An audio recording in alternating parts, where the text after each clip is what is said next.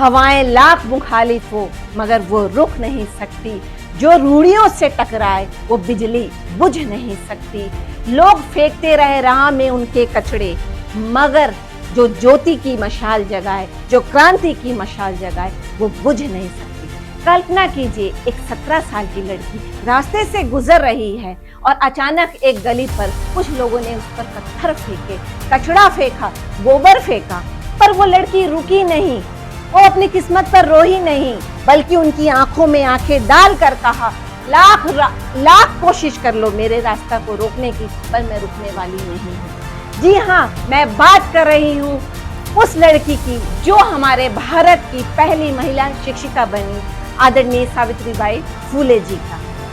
वो उस दौर में 1848 के दौर में जहां लड़कियों के पैदा होने को ही अभिशाप समझा जाता था और जहां औरतें चार दीवारी के बीच में अपना दम तोड़ देती थी, उस विषम परिस्थिति में उस औरत ने क्रांति की जो मशाल जगाई और इस नेक काम में उनके पति ज्योतिराव फूले जी ने भी उनका साथ दिया और उन्होंने पहला लड़कियों का स्कूल खोला।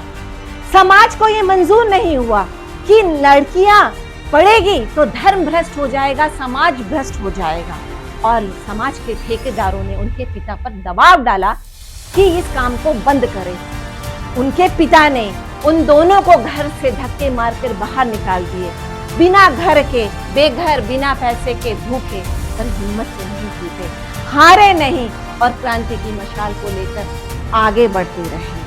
लोगों की कतारें लंबी थी रास्ता रोकने को, पर उन सावित्रीबाई फूले जी की हौसला की ऊंचाई उससे भी ऊंची थी। आज की शिक्षिकाएं तो बहुत सुरक्षित हैं, जिन्हें अपने बैग में 2 साड़ी लेकर नहीं जाना पड़ता है। उस दौर में सावित्रीबाई जी को अपने थैले पे 2 साड़ी लेकर जाना पड़ता था। क्यों? क्योंकि जब वो जिस रास्ते से गुजरती थी तो गोबर फेंककर, कचरा फेंककर उनका स्वागत किया जाता था, और वो स्कूल जाती, अपनी साड़ी को, गंदी साड़ी को बदलती, साफ साड़ी पहनकर मुस्कुराकर बैठ जाती बेटियों को पढ़ाने के लिए, और मुस्कुराते हुए चेहरे से कहती थी, किसी को तो सहना होगा, चाहे फूलों का हार नहीं, कचड़ों का ही बौछार ही सही, पर किसी को तो क्रांति लानी होगी।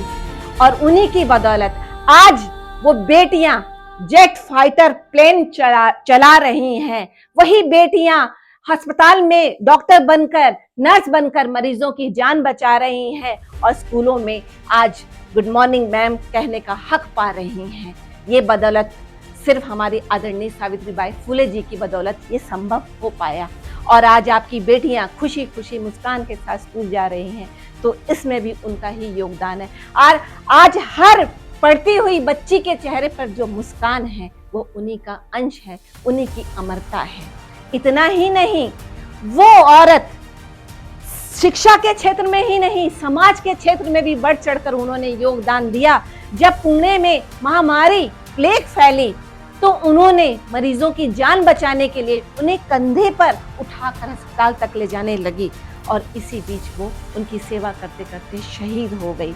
मैं नमन करती हूँ ऐसी महिला को जिन्होंने विषम परिस्थिति में हिम्मत नहीं हारी। क्यों? क्योंकि आने वाली पीढ़ी सर उठाकर गर्व के साथ कह सके कि हम एक औरत है, हम एक नारी हैं। जो संभव हो पाया तो हमारी आदरणीय सावित्रीबाई फूले जी के कारण मैं उनको नमन करती हूँ, और देश की हजारों शिक्षिकाओं को नमन करती हूँ जो उनके पद चिन्हों पर आगे बढ़ती जा रही हैं और आज देश की बेटियों को सशक्त बना रही है, उनकी मंजिल तक पहुंचा रही है। जय हिंद की बेटियां।